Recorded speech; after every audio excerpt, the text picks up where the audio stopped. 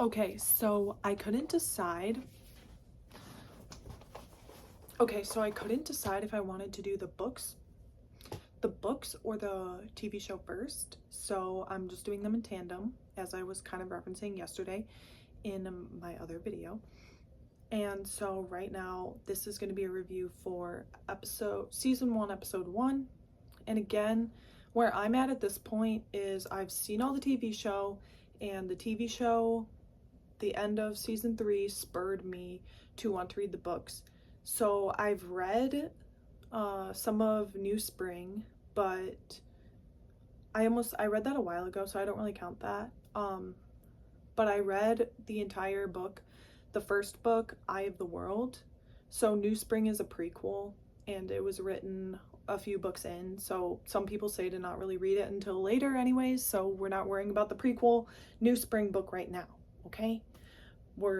I read the first book, The Eye of the World, so I am going back and rewatching the TV show, and it's a little frustrating, I guess, because like on here people will be like, oh, I'm a TV show watcher, I'm a book watcher, and then they kind of use that to like guide their viewing, their videos on here. For me, I'll just say I'm just learning as I'm going. And I will say, upon first watch of the first episode, I remember I knew nothing, right? I knew nothing. And now when I was rewatching this video, the first episode of the first season, I had more background, because I'd been starting to watch YouTube videos, so I was starting to understand more things. I've seen more of the seasons, right? So I've gotten that information, and then I've gotten information from the books, the first book. So some of those gaps are filled in. Again, I said yesterday that these books like to just, say things, or the show and the books just say things, and you just got to figure it out. And I mean, I'm doing them in tandem, and I was reading some of the first book again this morning, and it was already making more sense to me, where I was like, oh, I read that the first time I read this, like nothing sticks, it's like, it's just cool how you have to kind of like revisit things, and then things have more weight to them and more like just kind of more meaning, and you understand it more and stuff.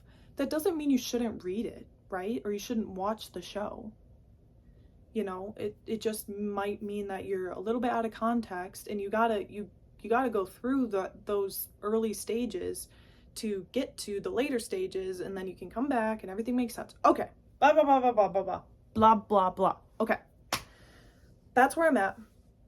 Okay, but season 1, episode 1. Again, I was referencing this in my video yesterday.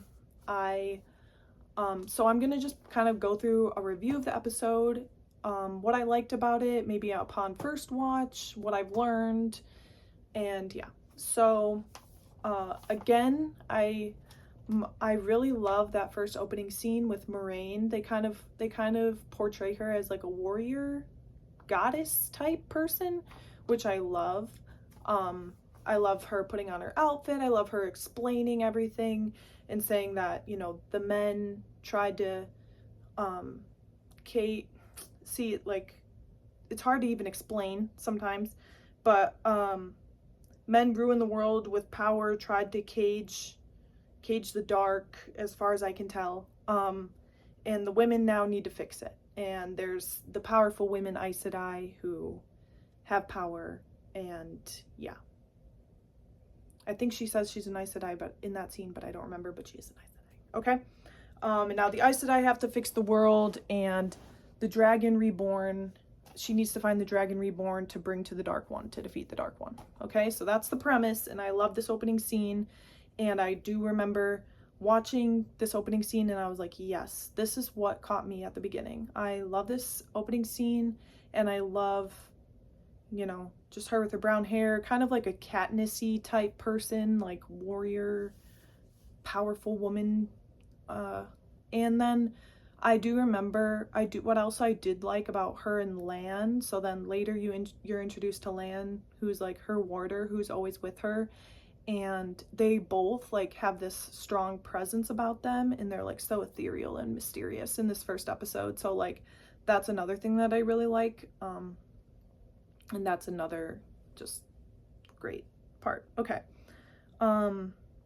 Again, a lot of this stuff I was like is just out of context, right? So then the next scene after that is a red sister, a red Aes Sedai, chasing after two men, and she says power meant for women and women alone. When men touch it, they make it filthy, and she kills the men. So we don't really get much of the story here, but you know, she's the red Aes Sedai, the red Aja of the Aes Sedai, and they their task is to hunt down men who think that they can channel. So men who think that they can touch, who can touch this like power source. I believe for the men it's the true power, and for the women it's the one power.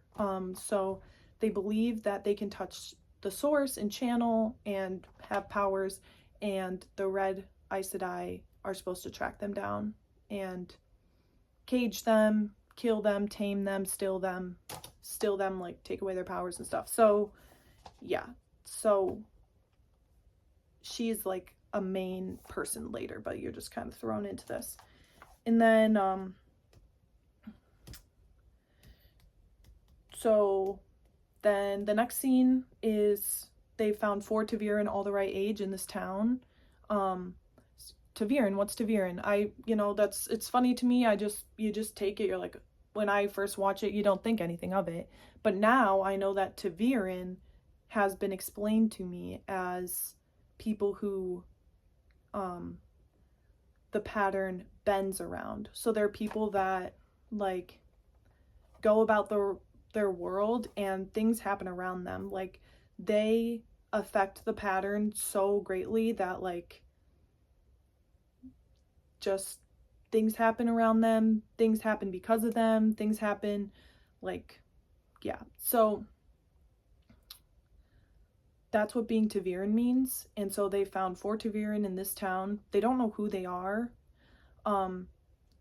There's certain people that have special power. You'll learn later, like there's certain people that have special powers that can see who ta'veren is, but like another way to tell is that just like things happen around these people. And again, not everybody knows about that, but yeah. So I love Moiraine's outfit. Oh yeah, I love her season 1 blue cape outfit. It's just, I love it. Pardon me. Oh yeah, and then the next scene. So I'm going to try to keep these videos 10 minutes because of the upload time. So this is going to be part 1. I'm going to talk about one more thing and then I'm going to start a new video. But okay, yeah, then the next scene is the women of the 2 rivers are by the water and they have braids in their hair. And the braid, they say, oh, the braid is a symbol of the women who have came before and the women who will come after. The wisdom welcomes Egwene into the women's circle and then pushes her into the river. And says, trust the river. And then Egwene is like flailing around and like trying to, you know, survive the river. And I remember first watching this and I was like, oh, this is like an initiation ceremony or like a baptism. And I love the braids. I love the river thing. I love that. Those were some of my, that also drew me in. I thought, oh, these women are also cool. I like this. I love the ceremony and all of that. And then Egwene's like flailing around, she's fighting the river, and then she just floats and she trusts the river. So I really like that scene too. And I was like, and whenever I watch shows like this, I'm like, oh, am I Moiraine? Am I Egwene? Am I Nynaeve? You'll find out Nynaeve is the wisdom. You're like, am I this person? Am I that? Am I Rand? Am I Perrin? Like, am I these other characters? Am I Lan? You know? And so I could see myself in Moiraine. I could see myself in this scene too with the women. So yeah, so that's always a fun thing that I like doing with the show, and the show really gave me like a good picture of that.